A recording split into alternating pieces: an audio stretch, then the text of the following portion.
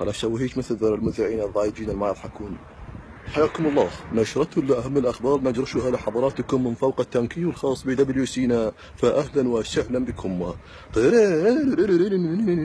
ارتفاع حاد في درجات الحرارة في العراق، الأمر الذي يؤزم العلاقات ما بين الدوش والمواطنين. 50 درجة مئوية، ماكو هيك حر. الباشا ما انصمتت بقدنا، بحيث هسه المواطن عندنا مشتي وجاهز بس تحميه وتاكله. البقى كنا بحيث ماكو هيك بق. البقايه من تجي تاكلني عبالك كلب، والله هذا دا يعضني، مو بقايه. البقى هسه فاتح باب فيه مفتوح بوجه المواطن، ينزل بكيفه، ينزل يسحب دم بالفراوله، دم بالنعناع، دم بالبقدونس، اي شيء متنا. طلع هذا الحار طلع عنا كل الزواحف والافاعي والحيايه كلهم طلع عنا، بحيث افوت غرفه الخطار القى 4 حيايه قاعدات ولا رجل على رجل على السبلت ويتفرج على MBC.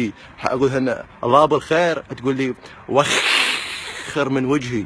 لهالدرجه هاي ماكو، مو بيوت، صارت ناشونال جيوغرافيك، بحيث بيتنا بس عايزه هذا بناشونال جيوغرافيك اللي يحكي. فعلا انتشار واسع للافاعي في العراق. Sorry, the number you're trying to call. في الحقيقة هنالك أنواع كثيرة من الأفاعي في العراق انتشرت مؤخرا، فمنها الجبوري ومنها القيسية ومنها الأفاعي الجنوبية والشمالية. متنا منها الحر هذا. هسه المواطن بالعراق عندنا الدبليو سي بالنهار ما افوت لها لو يجي شو منو مخبر عاقل افوت الدبليو سي والماي نار يصمت صمت. اذا اروح اذا انحصر افوت الدبليو سي هسه، وبعدين شو يصير بالشو اسمه المنطقه الخضراء مالته تنشوشو، والله ما افوت له. لو هنا توصل، عايز المواطن انا نصيحه منها، لو توصل هنا من تنحصر ما لليل احفظها كمسوده، وبالليل بالك وتفوت شو اسمه مالتك المنطقه الخضراء مالتك من الغسيل يصير شاورما وبكيفك بعد اذا انت تخاف عليها. او احنا هسه بالعراق صرنا هاي عندنا هاي الطريقه بالبريج، بدنا نخلي ثلوج،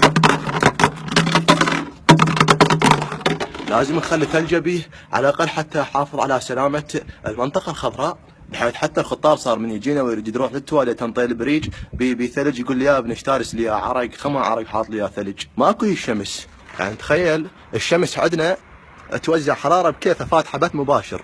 بس بالعراق الشمس فاتحه بث مباشر، وبكل الدول ماكو، بس بالعراق عندنا فاتحه بث مباشر وتشوف فانزاتها. اوضاع امنيه ودوشيه وطشتيه صعبه، ومواطن يرفض اخذ الشاور في زمن الماء الفاير. نعم عزيزي المواطن، فهذه هي دقات شهر تموز الناقصه في العراق. كان معكم من بغداد مختار طالب لقناه لا وجود لها اصلا.